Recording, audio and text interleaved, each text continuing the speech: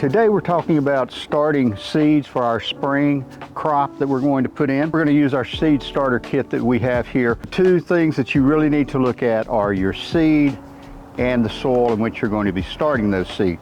We have a really quality potting soil that we're using here. We use Happy Frog.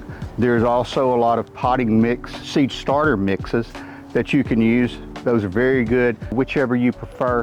But whatever you use something that is high quality. The same thing with your seeds. Make sure you get high quality seeds. You can get quality seed from your local nursery center. Make sure that you use those two things, quality soil and quality seed to start with. So we're going to use our seed starter here to start these seeds. Some of the seed benefit from soaking overnight or for soaking for a certain period of time. Be sure and read the back of your package. We have here some spinach and some Swiss chard. They both benefit from soaking. So if I'm going to plant the seed in the morning, I'll put them in a cup of water the night before to soak. If I'm going to plant late in the afternoon, I'll usually put them in a cup of water to soak that morning.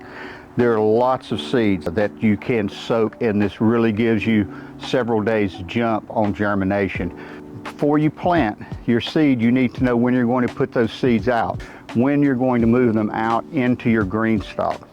This is where it's very important to know what USDA zone you're in. In East Tennessee here, we're in zone 7. If you go further south, it's 8, 9, 10. Further north, it goes the other way.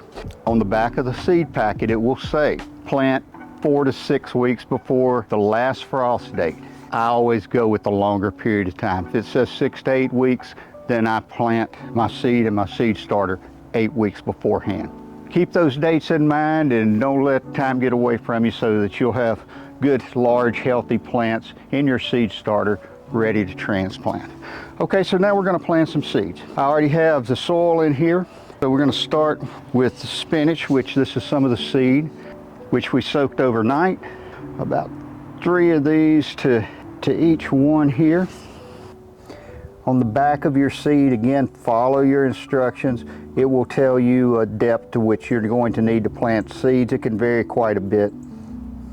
We have these little wooden markers which we use. Use whatever you wish, but be sure and mark where they are, because a lot of these seedlings, they look incredibly alike when they're small, so you're going to want to be sure to know which one is which.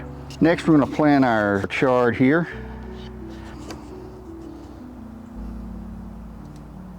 Okay, next, we're going to plant our kale.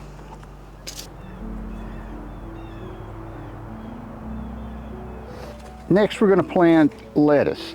Lettuce is a little different from most seed in that it needs some sunlight in order to germinate. So I just sprinkle it on the surface, work it in just a little bit. That's black-seeded Simpson, which is a very popular leaf lettuce. Next, we're going to plant a romaine lettuce. And it's pretty much the same. You're not going to want to plant this at any depth. You just want to barely work it into the top of the soil. And lastly, we're going to plant some cilantro.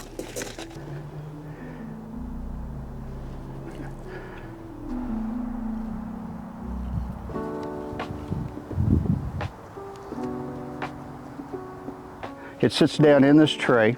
There's slots in the bottom of our seed starter so that the water can travel up from the tray into the bottom of our seed starter and soak up into the soil. Put some water in here. And you can easily see it rising up through the bottom and touching the soil in the bottom of the seed starters themselves.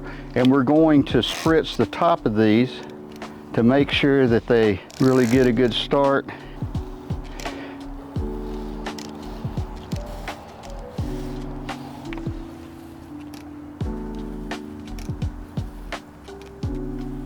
We have it soaking, and we've put plenty of water on top to soak those seeds. You can leave them like this if you wish.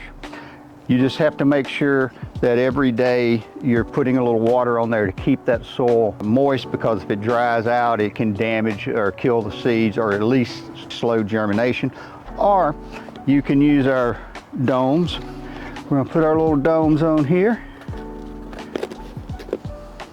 And that's gonna hold that moisture in there for you, so you're not going to have to worry about keeping the top of the soil moist, because this is gonna do that for you.